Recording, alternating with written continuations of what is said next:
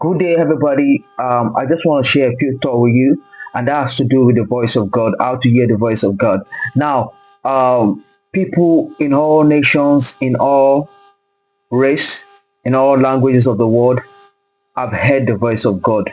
So, by what language does God speak? Does God speak in French? Does he speak Yoruba? Does he speak Hausa? Does he speak Igbo? Um, God speaks to us, and people you can hear the voice of God. You can hear the voice of God. And in First Samuel 28:6, it says, "And Saul asked of the Lord what he should do. And the Lord refused to answer him by a dream, by a Urim, and by a prophet." Now you see,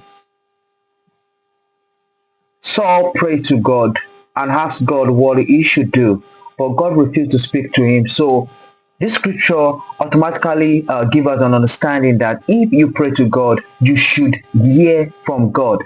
At least if you're speaking to a man, you get a feedback like a response to show that you are having a communication. Also, prayer is a two-way communication. You are speaking to God, and God also has to reply to you if indeed he hears our prayer. And indeed, truly, God hears our prayer. God hears our prayer.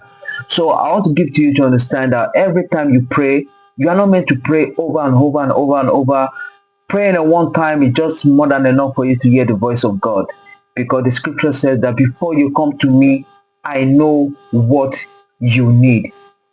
So if God knows what we need before going to him, and we also voices to him in prayer, indeed that we should expect a response from him.